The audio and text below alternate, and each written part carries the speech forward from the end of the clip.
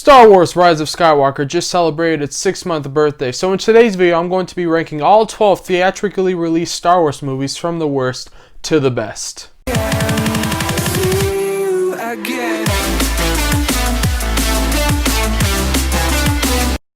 Hi, my name is John Marco of Marco's Movies, helping you learn more, know more, and talk more about movies. On this channel, I rate, react, and rank movies, so if you enjoy this video, please consider clicking that subscribe button. Make sure you also go ahead and comment down below your list of all these Star Wars movies ranked from worst to best. Now, before we argue in the comment section, we're all going to agree to disagree. These are our subjective lists, and this is my subjective list. These are all these movies ranked solely based off my opinion, and I bet technically I'm wrong. I am technically wrong. Just take that into account and don't hate me too much on my list because there are some controversial picks. But let's go ahead and get with number 12, which should it be a controversial pick.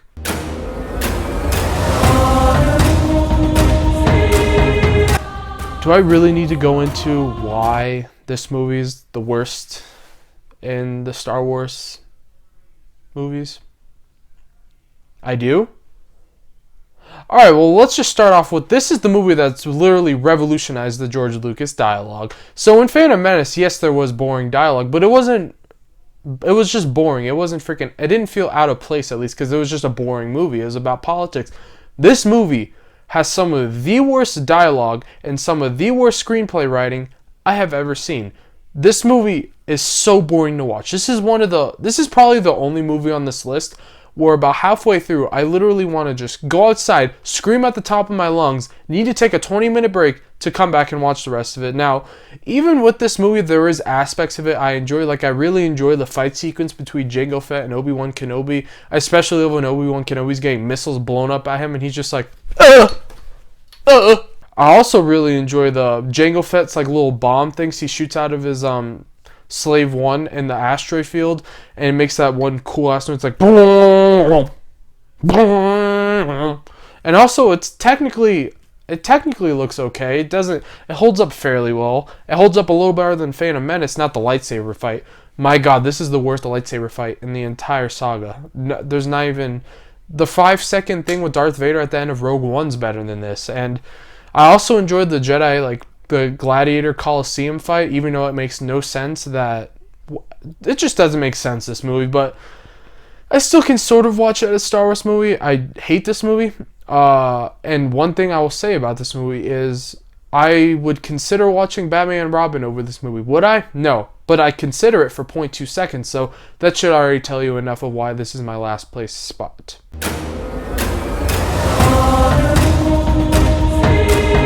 So the Clone Wars theatrically released movie is kind of just stupid. George Lucas released this in order to kind of amp up the excitement for the new TV series. So he said, let's release a movie so people can get excited. So he took 4 different TV episodes from the show, stuffed them into a movie. And if you pay attention, every 20 minutes of this movie, there's the start, there's the conflict, and the end of that 20 minutes is what the characters learned. It literally, if you watch this, it feels like 4 different plots, because it is. It's 4 different episodes of the show. And the thing is, if it was like the last 4 episodes of the newest season of Clone Wars, it would be maybe top 5, maybe even in my top 3 Star Wars movies. Like, it would have been that good. That's some of the best Star Wars we've ever gotten. But it's 4 trash episodes. Literally, these episodes are terrible. Like, Jabba the Hutt's son gets kidnapped, and like, there's like a weird clone battle that leads to nothing. It's kind of just there. I honestly almost would rather watch Attack of the Clones, but at least with this movie, I don't have to go outside and scream at the top of my lungs halfway through. I have to go scream at the top of my lungs 3/4 of the way through when Jabba the Hutt's kid gets kidnapped.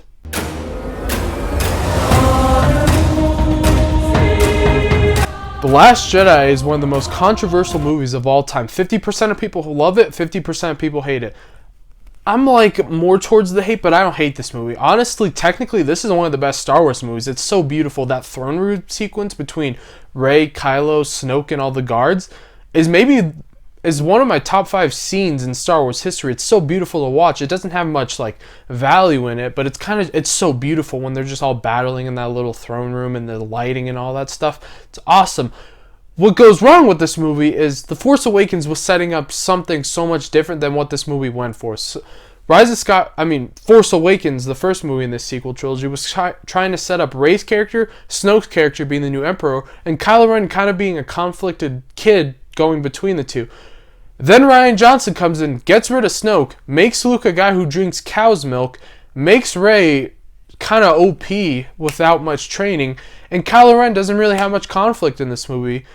As in Force Awakens, obviously he kills his dad Han Solo, and in Last Jedi he doesn't really have that. He honestly just seems like the bad guy throughout the whole movie. Even when he helps Rey at the end of it, he's like, "You must join me now." And it's like, you had me a little bit because he was a little bit more of an asshole throughout most of the beginning portions of the movie. Then it kind of shifted. And also the Tarkin, the new Tarkin guy, the redhead guy.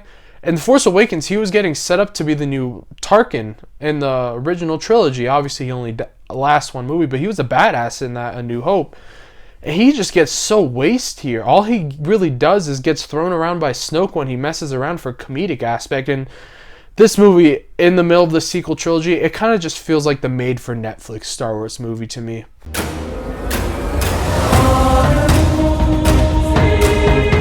Now, I'm going to be honest. With the other three, I at least remember them for being so controversial or so bad with the last two.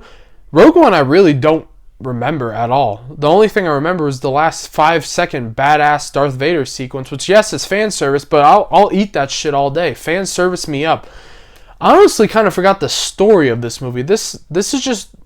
I'd almost rather watch Attack of the Clones over this, but I probably would say this is a better movie when I rewatched it. I wasn't as bored. I was still kind of entertained by it, but this kind of just felt like an out of place movie on this. And like, unlike another movie that will be later on this list, it wasn't needed, but at least was entertaining. This was kind of entertaining, but I didn't really get any of the characters because there wasn't any people I really recognized besides Darth Vader, and then the bad CGI Leia at the end of the movie. And it's like, knowing what happens in A New Hope, you know what's going to happen in this movie, so it kind of is taking away all the dramatic aspects and all the intensity because you know what's going to happen, so you know they're going to die at the end, but yet you're just like...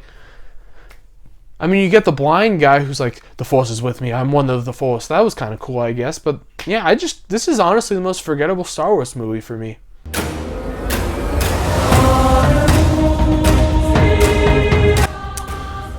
Yep, here's Rise of Skywalker. Where to begin? This whole sequel trilogy didn't feel like a trilogy. The first Force Awakens movie was a solid, good Star Wars movie. Yes, it copied A New Hope, but like, it at least started what the trilogy should be. And I actually think it was good that they copied A New Hope. Kind of get us back into the Star Wars vibe, get us what we enjoy, give us good Star Wars to get us amped up for the next movies and to set up these characters. And I honestly think they set up every character really well. Except Finn, I think his character was done after Force Awakens. But Rey, you're wondering what's going on. Kylo Ren, you're wondering what's going on. Chewbacca, even, you're wondering what's going on. Leia, you're wondering what's going to happen to these characters. In Last Jedi, Rian Johnson completely shifted what J.J. Abrams did. And I don't blame it on Rian Johnson or J.J. Abrams. I blame it on Disney for hiring two different directors in a trilogy. That's usually where trilogies will get mixed up and their tones and flavors sort of get... They don't work together well. They don't work well. But Rian Johnson wanted to go a completely different way than what J.J. Abrams set up. So J.J. Abrams came back for Rise of Skywalker, and the first 40 minutes of this movie is him trying to undo what Rian Johnson did. I almost keep saying J.J. Abrams, but he had to redo what Rian Johnson did throughout the entire movie, and there's like random sequences of expedition given by a character. There's all of these cameos, and it's just, it didn't feel like the end of a freaking saga to me.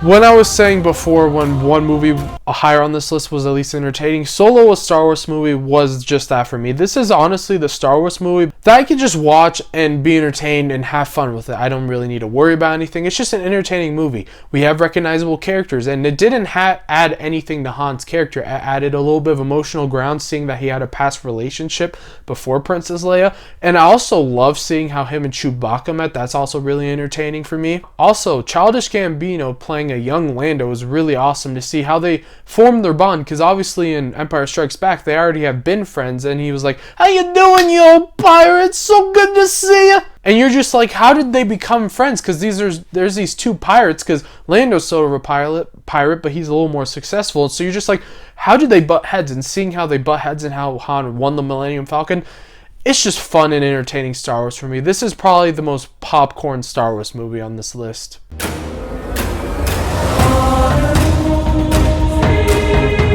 So I'm going to be honest, from 6 all the way up to number 1, all these movies, I can't watch Phantom Menace every day, but I actually kind of like Phantom Menace. Once in a while, once in a blue moon, probably once every 6 months, I'm actually kind of in the mood to watch this movie because you get some good characters. You get Liam Neeson, Ewan McGregor, of course Darth Maul. Darth Maul, I think what they should have done with this prequel trilogy is either make Darth Maul or Count Dooku the main villain. But they have 3 different villains throughout these movies. If they made Darth Maul the main villain, first movie he kills Liam Neeson and Ewan McGregor maybe gets injured, but Darth Maul gets away because Darth Sidious wants him to be kept alive because he knows he'll train Anakin or something. Something like that. I would have loved to see that. And then seeing... Yeah, I just really like Phantom Menace. Now, obviously, you get Jar Jar Binks and really boring dialogue, but the badass parts of this movie are really fun. The lightsaber fight, yeah, it's choreographed up the ass, but it's really entertaining choreographed up the ass. Well, action scenes, it's awesome to see, and obviously, yeah, everything I like about this movie really goes down to Darth Maul, but even I kind of dug Liam Neeson as Qui-Gon Jinn. I think he was actually perfect to play Qui-Gon Jinn. He looks like Qui-Gon Jinn in the comics. And yeah, I sort of enjoy Phantom Menace, so yeah, number 6.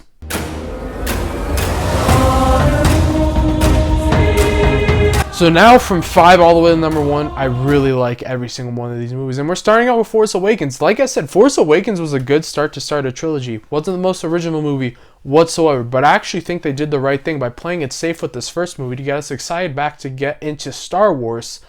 So then we watch this movie, and it's actually good Star Wars, and we're enjoying it, and it leaves us off that cliffhanger at the end. We have to wait a year and a half for it to come out, and it's we get to question that. So I actually think this was a really good start to this trilogy. This is like I said, this is the start of this list with all the movies I really enjoy. I will say this is my most least watch of these movies above it. And even I'm just saying when this came out to now, I've watched this movie the least amount of the ones above it. Why? Because sometimes I watch it and I know what happens in Rise of Skywalker and Last Jedi, and those 2 movies sort of bring this down for me. Now, it is staying at this number 5 spot. There's no way this one's going to go up for me. All it can really go actually is down, but I don't think it will go down. But yeah, I thought it was just an overall really good start to the trilogy. Now, like I said, I think Finn's character was literally, his whole character arc was just done after this first movie. But Rey, Kylo, Snoke, Luke, Leia, and the new Han Solo, Poe Dameron, they were all given arcs that we were interested in seeing what's going to happen later. And even BB-8 as a sort of new R2 unit, I sort of dug. I did not enjoy that R2-D2 kind of just comes back alive and C-3PO still alive. It's just let's get over those characters and let's start something new. I'm fine with having a couple old guys. Let's have Han Solo. Let's have Leia. And obviously they do kill off Han Solo in this movie, which I thought this movie had big balls to do that. Obviously Harrison Ford wanted to get killed, fun fact, in Return of the Jedi to feel more of a hero. But yeah, just overall really enjoyed this movie. It's a solid Star Wars movie. I'm just going to leave it at that before I ramble on, because I can go on forever about this sequel trilogy.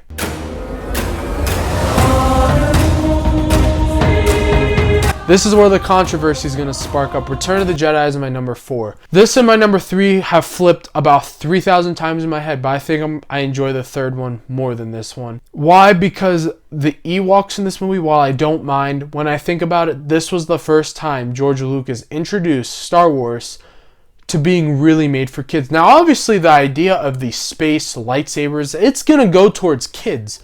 But there's moments in it, like movies like Back to the Future, Indiana Jones. Yes, it's set towards kids, but guess what? There's adult aspects that adults and teenagers and people who are actually older and actually have a brain that doesn't just melt out of your ears, they enjoy it because they get those adult aspects of it. And that's what makes those movies so much better. That's what sets aside the adult movies that are also set for kids that are usually the greatest movies. If you think about it, Batman, comic book movies, freaking Jurassic Park, Indiana Jones, Star Wars, all majorly set towards liking towards kids, but adults love them and they've become cult classics because they were well done kids movies. And what gets me mad about Return of the Jedi is that George Lucas started to introduce that. And when And when you look at this original trilogy, at least for me, this one's the weakest. Now, there is obviously that amazing emotional stuff between Darth Vader and Luke at the end. I love the shot where Luke is just standing right here in the middle, light side on half his face, dark side, because he's so confused in his mind. He's so conflicted. He doesn't know what side to go on. There's so many aspects in this movie that I think are literally up at the same level of the other two in the original trilogy. Sorry, that's a tongue twister. But there's a lot of moments too that are like, come on, George Lucas, come on. Before I give you guys my top 3 picks, obviously I just started some major controversy with that last pick. Like I said, go ahead and comment down below your list for all your Star Wars movies. And also go ahead and check down that link down below in the description taking you to my merch store, as I'm going to be releasing my newest shirt design of Keep Watching Movies in the Star Wars style logo. Also check out the other 3 shirts that I have on that merch store.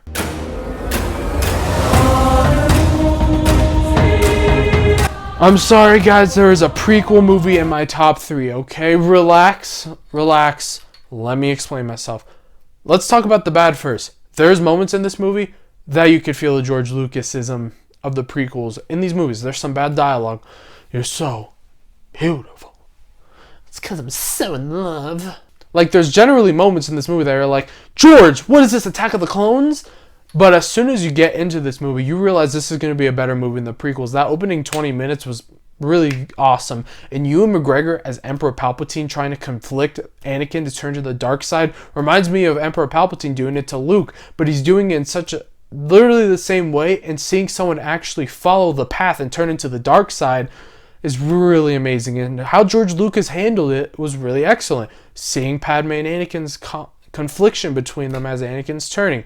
Great. Seeing Anakin turn, great. It was a little bit abrupt. I do think Anakin turned way too quickly.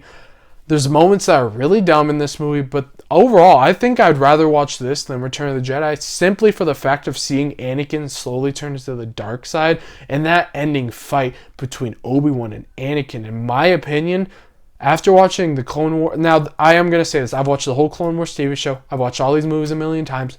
That ending sequence might be the most, not the most, but the second or third most emotional lightsaber duel in this trilogy. Choreographed up the ass, like every lightsaber fight in the prequels, but still, it's awesome to watch. It drags out a little too far, but it's still awesome to watch. And Ewan McGregor at the end, you were the chosen one. It was said that you would destroy the Sith, not join them. Bring balance to the Force, not leave it in darkness. Which also, that stuff I felt like was a little bit abrupt. I kind of wanted to see it drag out a little bit more. I wanted more of that. I wanted more of Ewan McGregor being emotional. There's more problems with this movie, actually, than Return of the Jedi, now that I think about it. But I still think I enjoy it just a little tad bit more.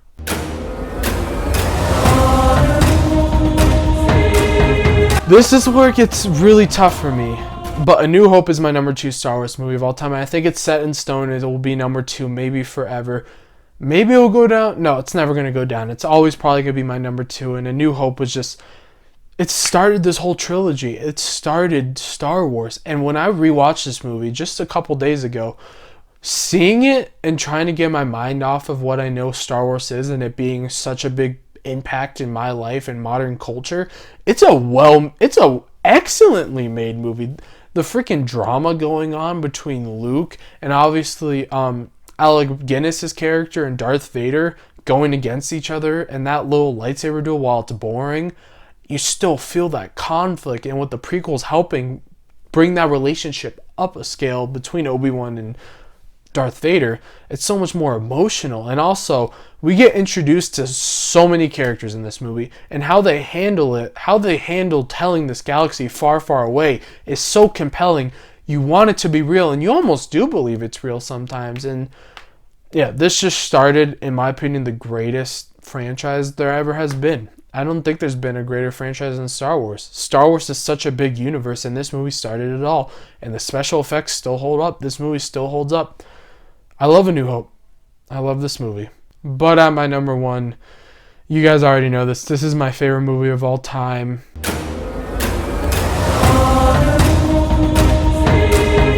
The Empire Strikes Back. What A New Hope did, setting that galaxy far, far away, this movie crunk it up another 3 levels. expanded this galaxy far, far away, expanded the characters, gave more character development to all these characters, made Han a actual nice guy and not a douchebag, made Leia and Han's relationship come together, Luke Skywalker slowly turning into the badass Jedi and not someone going to the Tashi station to pick up some power converters. God, I love Star Wars so much. I could talk about Star Wars all day. All day. But to continue on why this is my number one, I think this is one of cinema's true masterpieces, and it's such a broad term, masterpiece. It's a subjective term, and I think it gets thrown around too much. I don't think there's many cinematic masterpieces. I think this is a cinematic masterpiece. I enjoy Aliens more, but I think Alien is a cinematic masterpiece. I think Jaws was a cinematic masterpiece. I think Jurassic Park was a cinematic masterpiece, and that honestly, those may be all four. A Space Odyssey, I almost forgot, and there's more. There's definitely more. There's probably only about 20, I would say, masterpiece, basically perfect movies. I've watched this movie a million times, trying to find a flaw. Can't find one. I don't know if it's not because Star Wars is set in stone, because I've done the same thing I did with A New Hope, and I found some flaws with A New Hope that they were so minuscule that it doesn't even matter. But I couldn't find even those minuscule flaws with this movie, and yeah, I just love an Empire Strikes Back. Like I said, it's my favorite movie of all time. And it is my number one Star Wars movie of all time, of course. But if you guys enjoyed this ranking video of me ranking all the Star Wars videos, please consider clicking that subscribe button, like I said. And make sure you go ahead and also leave a like, and like I already said a million times, comment down below. Thank you guys all for tuning into this video. And as always, keep watching movies.